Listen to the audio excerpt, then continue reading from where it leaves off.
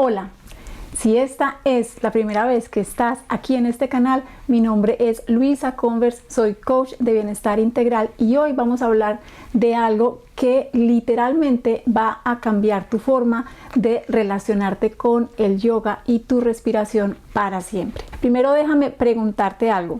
Si has hecho yoga, ¿cuántas veces o cuántos de ustedes han ido a una clase de yoga y han tratado de tocarse la punta de los pies, doblarse lo que más puedan, ser los más súper flexibles de toda la clase? Si esto pasa contigo, déjame decirte la cruel realidad, y es que te estás enfocando en lo que no es, porque el yoga no es flexibilidad, no es estirarse más, no es tocar la punta de los pies. El yoga tiene muchísimo más que ver con la respiración, con la forma como respiras, cómo entras, cómo estás y cómo sales de tu postura, pero evidentemente no tiene tanto que ver con la flexibilidad, sino con la conexión que tienes con tu respiración en este momento. Y hoy vamos a hablar exactamente de eso, porque tu respiración es algo que haces más de 20,000 veces, no sé cuántas miles de veces al día.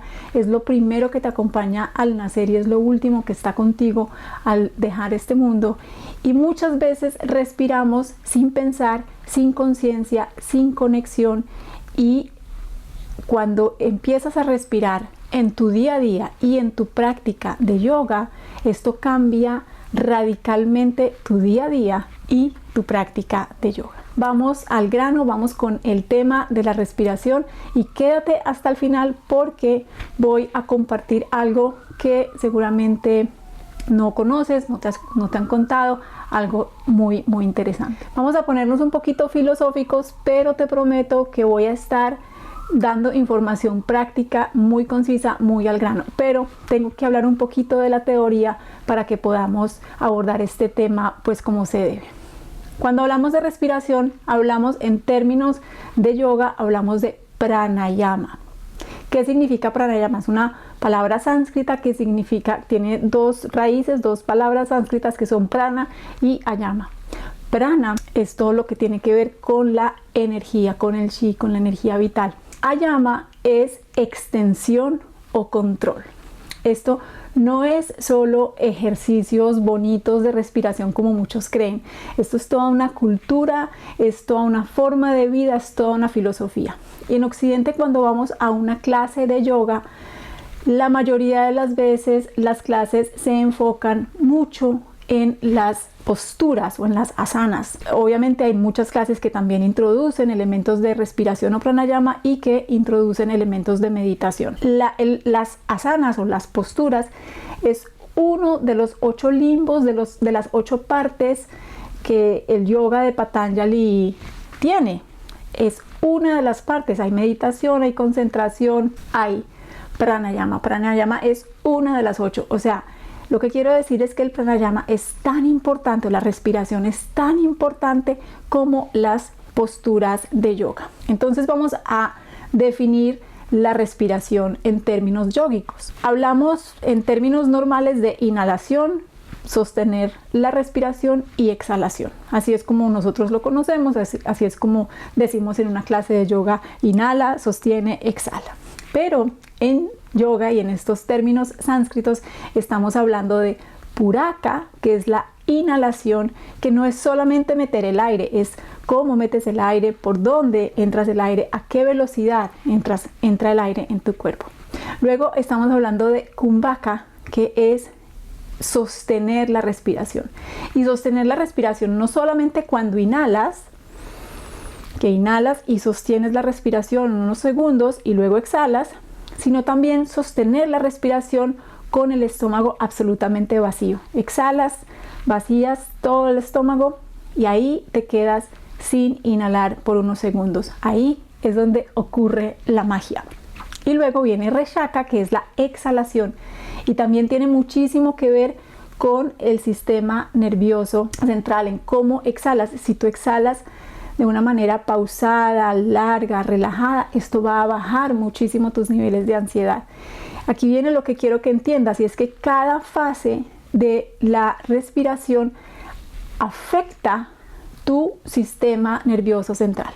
Y para hablar de sistema nervioso central, tenemos que hablar obviamente del sistema parasimpático y del sistema simpático. Esos son los dos modos, digamos, principales de tu sistema nervioso central. Entonces, el simpático es este modo de fight or fly. Es el modo en donde estás peleando o huyendo, de estrés, de ansiedad, de alerta profunda. Y el parasimpático es todo lo que tiene que ver con la paz, con la digestión y la respiración. Tiene injerencia en estos estados del sistema nervioso. Es decir, una inhalación rápida y corta activa el sistema nervioso simpático. Ahí te pones en alerta, estás absolutamente como en estrés, en alerta, y una exhalación larga, pausada, calmada, va a activar el sistema parasimpático, que es el de la paz, el de la relajación. Y el concepto del prana, y te prometo que no voy a dar más teoría, el concepto del prana, entendamos prana como la fuerza vital, como el chi, como todo esto que es la energía más profunda. No es solamente respiración, porque digamos que en Oriente y estas filosofías van mucho más allá que la ciencia occidental. Entonces el prana es la energía vital que mueves con la respiración. Es decir, tú desde un punto de vista médico puedes estar respirando perfectamente, puedes estar inhalando y entra el oxígeno, sale CO2, eso de manera científica, fisiológica, médica está correcta. Pero si tu respiración es superficial, si es caótica, sin conciencia, sin presencia, realmente no estás haciendo mucho. Es como tener un carro de gasolina que está lleno de gasolina, pero el motor está sucio. Digamos que funciona, pero no de manera óptima, y sí o sí en algún momento te va a dejar tirada en medio de la carretera. Eso pasa con el cuerpo, eso pasa con la respiración. Ahora te voy a hablar de los errores más comunes que yo veo, que percibo durante mis clases de yoga. El error número 1 es aguantar la respiración. Cuando algo se pone difícil, ¿cuántos de ustedes, pónganlo en los comentarios si quieren, cuántos de ustedes están haciendo una postura que está un poco complicada, que la quieren tener muy bien, muy estática, muy bonita, pero sostienen la respiración para justamente sostener esta postura? Esto es un error y eso pasa muchas veces, y lo puedes inclusive traducir a la vida real. Si tú estás pasando por un problema, si estás pasando por un momento de tu vida complicado, lo mejor es fluir con él, lo mejor es respirar en él y no contraerte, sostener la respiración. Lo mismo pasa en el mat de yoga. No sostengas la respiración cuando estás en una postura que está muy difícil, porque el yoga no es gimnasia, no se trata de hacer una postura linda, no se trata de ser el mejor de la clase, no se trata de competir y mucho menos de aguantar. Se trata de fluir, y esto conlleva fluir con la respiración. El segundo error que veo durante mis clases es respirar con el pecho en lugar de respirar con el diafragma. Cuando tienes una respiración muy superficial y muy aquí arriba, pues no alcanzas a relajarte. Con la parte superior del pecho lo que estás haciendo es levantar los hombros, tensionar el cuello, y realmente esto no es respiración, esto es estrés.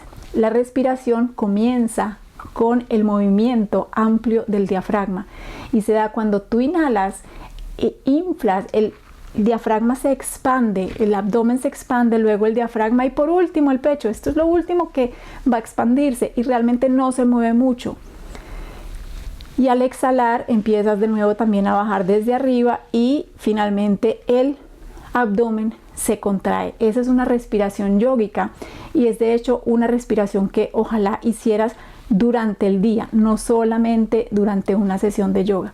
¿Cómo saber si la estás haciendo bien? Pones tu mano en el pecho y otra en el abdomen, y al respirar tomas una respiración normal como lo harías normalmente y mira qué se infla primero, qué sube primero, qué mano se mueve primero. Si es la del pecho, pues estás teniendo una respiración superficial y te invito a que aprendas a respirar de manera abdominal. Más adelante te enseñaré cómo respirar de manera abdominal en otros videos. Quédate, suscríbete, dale clic a la campanita para que cuando suba nuevos videos te llegue una notificación, porque aquí vamos a aprender a respirar entre muchas otras cosas. Y el tercer error relacionado con la respiración es pensar que la mejor respiración siempre y en todo momento es una respiración larga y relajada y profunda, y no siempre es así. Existe una respiración que se llama Kapalbhati, que es la respiración de fuego, que es exhalando de manera muy rápida por la nariz, inhalando de una forma muy, digamos, superficial, también rápida por la nariz, y bombeando el abdomen. Esta es una respiración que tiene muchísimos beneficios que también vamos a aprender más adelante y que sirve mucho en determinados casos. De esta manera, pues, la respiración larga no es siempre la que te va a servir. Hay muchas veces que vas a tener muchísimos beneficios de hacer Kapalbhati o otra respiración que tenga inhalación y exhalación rápida y no necesariamente profunda. Ya para terminar, vamos a hablar de la relación que existe entre la respiración y las lesiones. La mayoría de lesiones que veo que las personas tienen en sus prácticas de yoga es porque están sosteniendo la respiración en el momento que están haciendo una postura que está complicada, que está difícil. ¿Por qué pasa esto? Porque la respiración es una guía interna. Con la respiración tú puedes tener muchísimo mejor contacto y comunicación con tu cuerpo. Cuando tú estás aguantando la respiración, tu cuerpo se tensa, pierdes la conexión con tu cuerpo, pierdes esa comunicación y empiezas a forzar allí en esas posturas en donde lo que necesitas es justamente relajarte y fluir con la respiración. Y ya para terminar, voy a romper con un mito que muchas personas que practican yoga de pronto lo tienen como muy aprendido, y es pensar que el yoga es estiramientos con respiraciones bonitas. Eso no es el yoga. Es el mito más grande que conozco de muchas personas que hacen yoga, pero que piensan que van a la clase a estirarse y a relajarse de una manera chévere.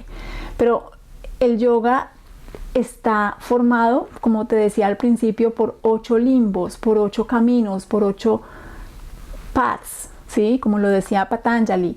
El primero son los yamas, luego tenemos los niyamas, después están las asanas, que son las posturas, después está el pranayama, luego tienes pratyahara, que es el control de los sentidos, está dharana, que es la concentración, luego tienes dhyana, que es la meditación, y por último samadhi, que es la iluminación o unión.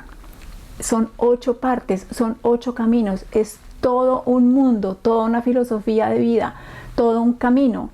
Y lo interesante es que cuando empiezas a integrar pranayama con tus asanas conscientemente, tu yoga y tu práctica se transforman completamente.